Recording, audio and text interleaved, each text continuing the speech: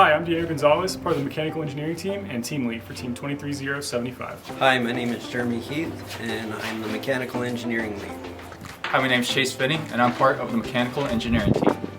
My name is Cassie Srirama, and I'm a part of the mechanical engineering team. I'm Brian Sprouse, and I'm part of the mechanical engineering team. Hi, my name is Emmanuel Kidi Rodriguez, and I'm the electrical engineering lead.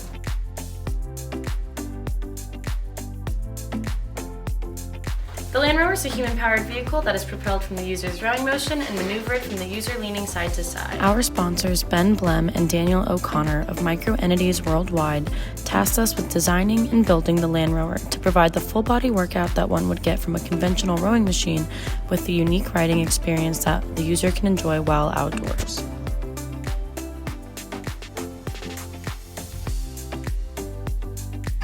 At the beginning of the year, the team came out with 3 different designs for the steering. One was lean steering, which we are using now, where the user leans from side to side to steer. The second was a rudder style steering, where the user presses on 2 pedals with their feet to steer the front tires. And the third was brake steering, where the user brakes either the front left or the front right wheel to slow down one side of the bike to turn it, kind of like differential steering on a tank. Through the use of a Pew diagram, the various factors surrounding the steering designs, such as complexity, ease of use, cost, and more, were weighted and rated by the team to identify the top performer of the 3 designs. In the analysis, it was determined that rudder-style steering scored the highest, meaning that it was the best design. Despite this, the team decided on lean steering, which was negatively impacted by a high complexity and cost. The team believed that the uniqueness of lean steering would bring a fun factor that could not be quantitatively scored and posed an interesting engineering challenge.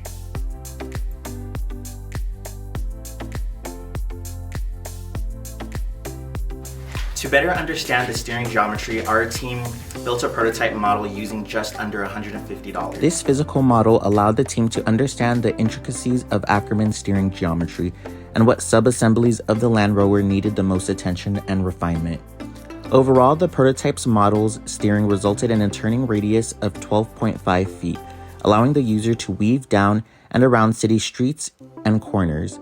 The prototype also allowed us to determine the forces that the user would apply to the steering frame during a turn, which allowed for customization of the return to center springs to accommodate users of different weights.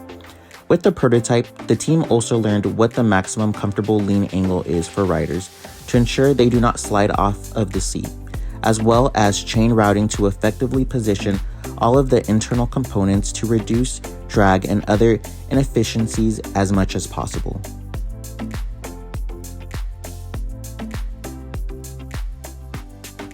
The next step in our process was to decide which parts we would manufacture on our own, which parts we would have manufactured, which parts we would purchase either online or here locally.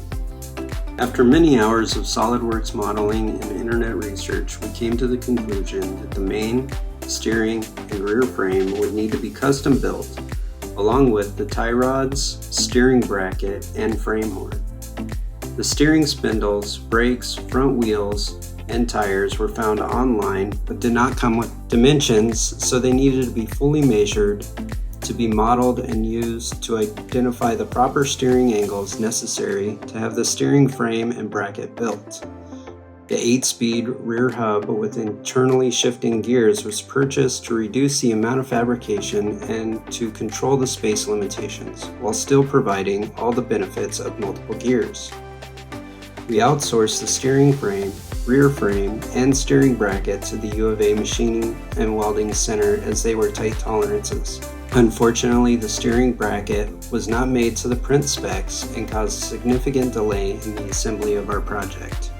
This, along with other machine shop delays, pushed our schedule back and caused the Land Rover to be finished later than expected.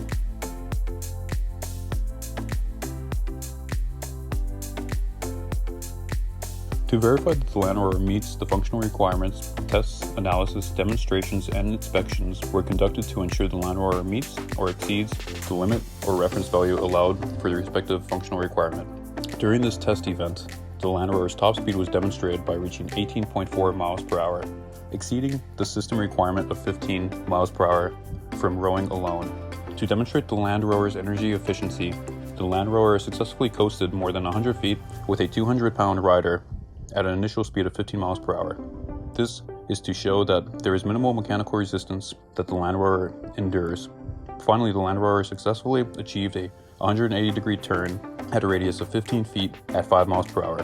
By recruiting the help of two test users, one who was 5 foot and the other who was 6'6" and 300 pounds, the Land Rover demonstrated that the 5 foot to 6'6" range of user heights and 300-pound max user weights could be safely accommodated.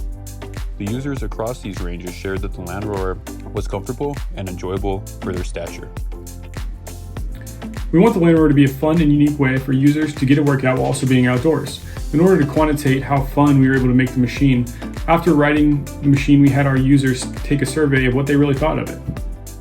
This survey allows us to determine what needs to be improved on the Land Rover by seeing what users rated poorly.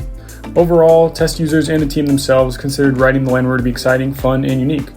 From the test experience, however, it was also found that there was a steep learning curve, and this might cause some cyclists to shy away. Two main lessons that the team learned this year were the importance of determining the line between physical prototyping and modeling, and then also the importance of clear communication. Going into clear communication first, we ran into some issues with the machining of our parts and where the machinist felt that he didn't have the drawings to the parts that we had already given to him, and as a result, this led to him kind of eyeballing dimensions, and in the manufacturing and the assembly of the Land Rover, we ran into numerous problems where we had to kind of cover up his mistakes and refasten parts so that they would work. Although this has led to a delay, ultimately this didn't inhibit the overall success of the project, but it is important that these could have been avoided with a little more diligence in ensuring that the machinist had everything he needed and also fully understood what our vision was. The second lesson being the balance between prototyping and modeling. At the beginning of the year, the team kind of jumped hands-on into creating our first iteration of the Land Rover. And then after that, once we felt like we had learned the human element of the design, we moved into modeling and all the numerical analyses with a lot of detail. And although this was effective for the team, I think it may have been better and more effective if the team could have woven these two design aspects together to make a more effective use of our time. In the end, this led to some downsides to the end manufacturing. There were some loose ends that needed to be tied up as a result.